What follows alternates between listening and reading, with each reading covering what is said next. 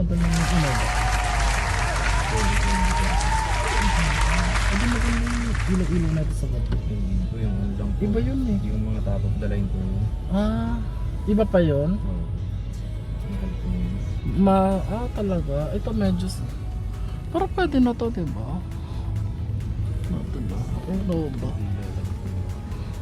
So, ang difference lang niya is ilaw. Masa lang yun. Ito wala sa mga. Ito simple lang. Tsaka yung sa Yung dashboard. Asa kayo wala siya yung ano? Oh. Pero ito 2024 model na siya.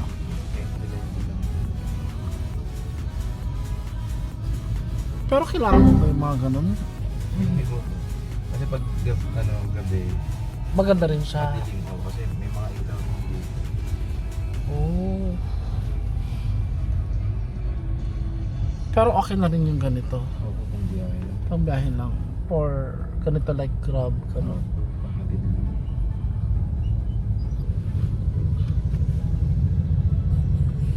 Sige, for today's video, i-vlog natin yung bagong ginagawang drainage system sa may Chiaraneta na alam naman natin na laging binabahan. Like, nung nakaraan lang, kinaba yung ulan, malakas na ulan last week. Grabe baha doon, hindi na madaanan.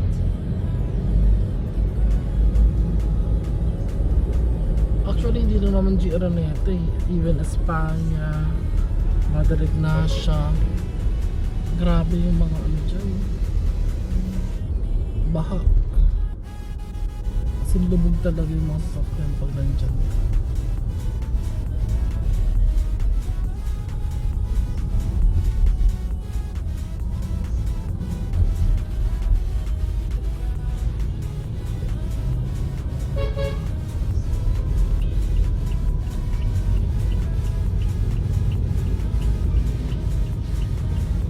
Pero dito rin, bumabaha rin dito eh.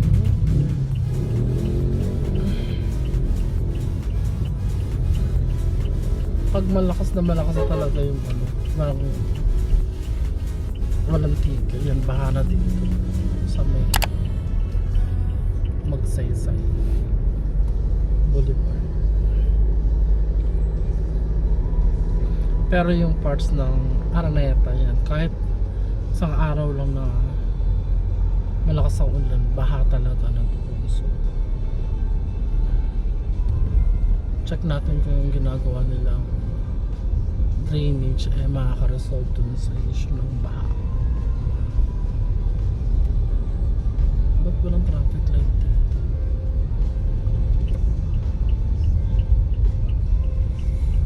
Oh my gosh, why?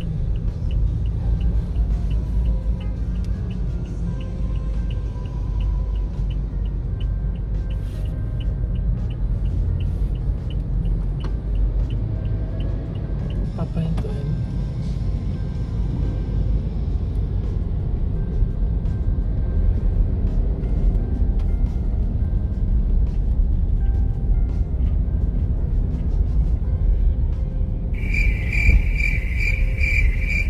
Ito na, yung ginagawa. Binubungkal dito sa G. Araneta. Nag-install sila ng bagong drainage. Ano kaya to? LGU kaya to or DPWH project?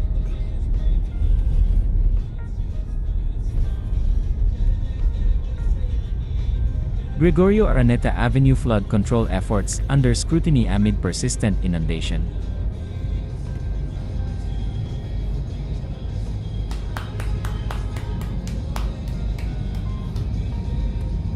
Quezon City, waist-deep floods along Gregorio Araneta Avenue in August 2025 have renewed scrutiny of government flood control projects. As residents and officials alike question whether billions of pesos in infrastructure spending are making an impact. The thoroughfare, a major link between Quezon Avenue and Eulogio Rodriguez Sr. Avenue, has long been prone to flooding during heavy rains, despite multiple ongoing and proposed projects. The area remains one of Metro Manila's most flood-vulnerable corridors.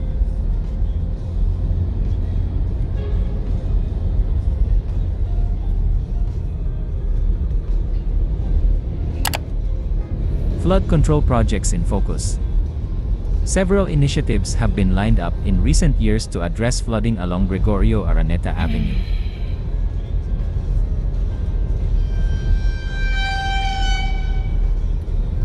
Detention Basin Proposal. In 2024, Quezon City Representative Arjo Ataid proposed a 2.2-kilometer underground detention basin beneath Gregorio Araneta Avenue, estimated to cost at least 4 billion pesos. The project is designed to store 282,000 cubic meters of floodwater during storms. It remains under study.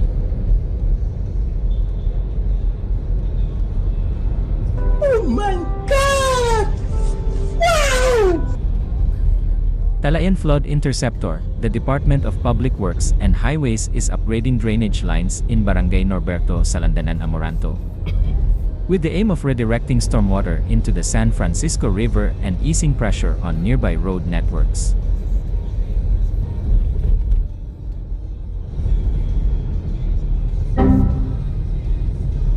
Metro Manila Flood Management Project, BACILA, the World Bank and Asian Infrastructure Investment Bank.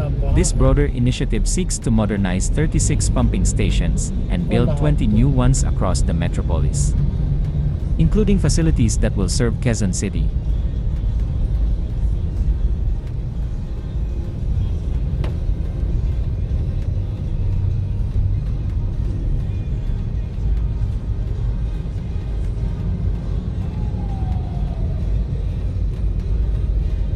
Ito kasi malalim na part. Ito. Dito. Ito yung malalim na part kasi ito yung binabaha talaga.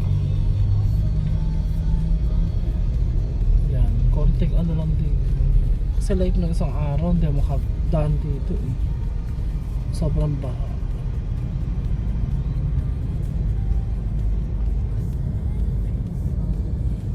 So ayan, sa may ginagawa, sinisira nila yung kalsada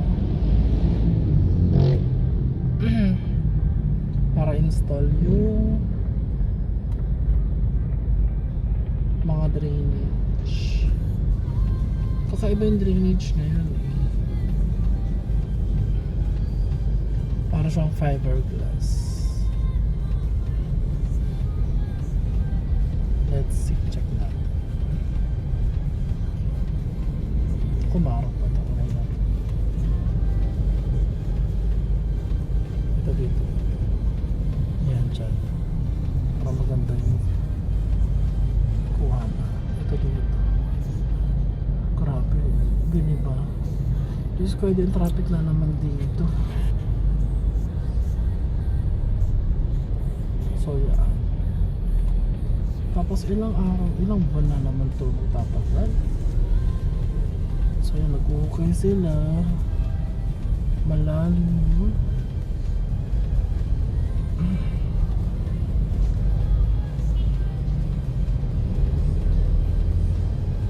Grabe. Victory Avenue. Excavation on, ayun o, ganyan yung ano nila o. Kulay orange. Medyo malaki. Kaya ba niya? Yan na, yung iba na naka-install na sa ilalim.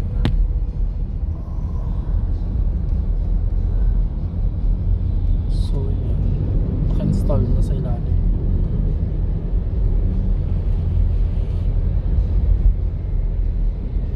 So kung naka-install na yan, eh bakit nung isang araw ang lalim pa rin ng baha dito? Ano, hanggang doon lang kami umabot. Di kami umabot ng Kaliraya. Hanggang dito lang kami umikot.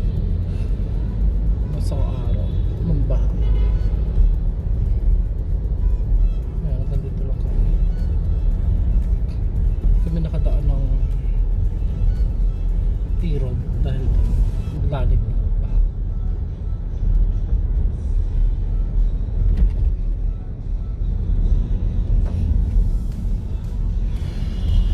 September 1. Merry Christmas, everyone. Start of Christmas season, September 1 sa Pilipinas. So far, walang traffic.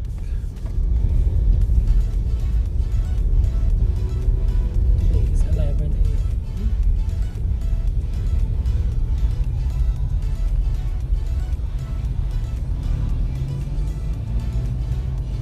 Kaya pala, Hill Song Song. Kaya pala familiar yung mga songs. Wow! Criticism and oversight. Despite these interventions, floods continue to paralyze the avenue, triggering questions about efficiency, coordination, and integrity. So yun lang, no? So imagine, bumaha na. So na-test na natin yung in-install nilang na-test na yung in-install nilang, although hindi pa fully tapos, pero kasi bumaha nung isang araw, which is may nakita natin na may naka-install na. So ibig sabihin, hindi effective yung ginagawa nilang pagde-drainage doon. Sayang yung cost, yung effort, di ba? Hindi mo naman na-resolve yung baha. Ba't ka pa nag-install ng gano'n? Diba? So, dapat ma-check yan ng DPW, ng gobyerno. Ma-double check. Bakit? Ba't nagkaroon sila ng gano'ng project? Tapos hindi naman niya kayang ma-resolve yung issue ng baha. So, ano yun? Ang dami ng in-install doon dati. Ang dami na. Ilang beses na yan. Ilang beses nang nag-install dyan ng mga drainage. Ilang beses na nila in-improve yung drainage dyan. Pero hindi nila nare-resolve yun ba. So what's the point? What's the point na ayusin mo siya ng ganun? Sayang yung effort. Sayang yung kalsada na sinisira mo. Magkakos pa yan ng traffic. So dapat doon ang ayusin talaga, gawin talaga doon na gawin nila doon, isip sila ng long term solution for that. Hindi temporary fix na hindi naman talaga na-fix siya. So yun lang. Okay, that's it for now. So pinakita ko lang sa inyo yung ginagawa nilang installation sa GR Neta na hindi naman talaga siya nakaka-resolve ng issue ng baha dun sa lugar. Bagkus, nagkukos lang siya ng traffic kasi sinisira nila yung kalsada na maayos para lang i-install yung hindi naman epektibong drainage system. So yun lang guys. So sana talaga magkaroon na ng maayos na or makatutura ng pagbabago. Thank you for watching. Please like, share, and subscribe.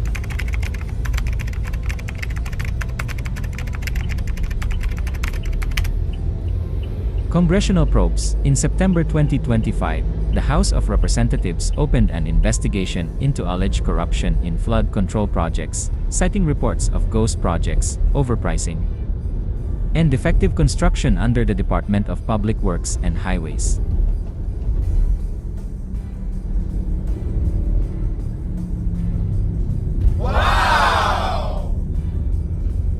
Local government concerns. Quezon City Mayor Joy Belmont reported in August that the city is validating numerous projects of the Department of Public Works and Highways.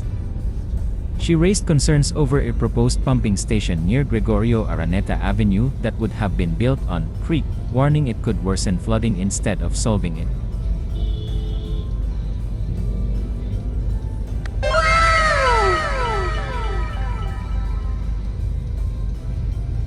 Community complaints. Residents and business owners have staged protests following the August floods, calling for accountability. Some have accused agencies of wasting funds on substandard or anomalous projects.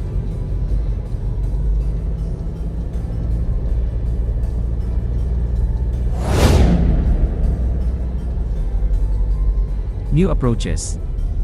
Seeking alternatives, the Metropolitan Manila Development Authority has announced plans to explore Sponge City model in parts of Quezon City. The approach emphasizes rainwater catch basins, permeable pavements, and green spaces to naturally absorb and reuse water, supplementing conventional drainage and pumping systems.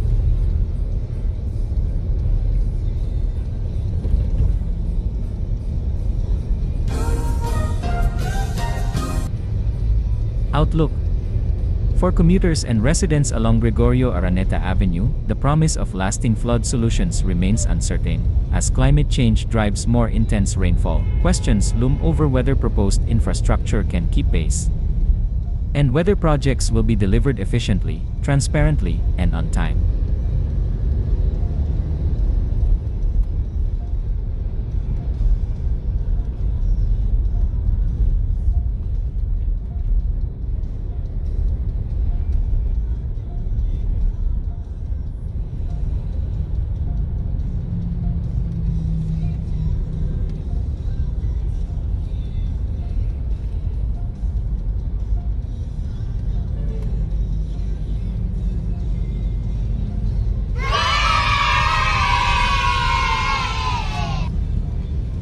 Thank you for being part of this journey toward safer, stronger communities.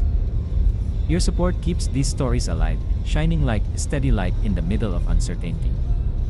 If this update sparked awareness or reflection, do not forget to like, share, and subscribe for more thoughtful discussions on urban life, resilience, and mindful living in our cities. We would love to hear your thoughts, your experiences, or even the everyday stories of how you and your neighbors face challenges together. Stay hopeful, stay watchful, and keep believing in change, for in every storm there is also the chance for renewal and strength. No matter where you are, remember that accountability and collective action rise higher than the floods of doubt. From the heart of the Summer-Winter Channel, we send you endless love, love, and gratitude as we continue this journey toward brighter, safer days.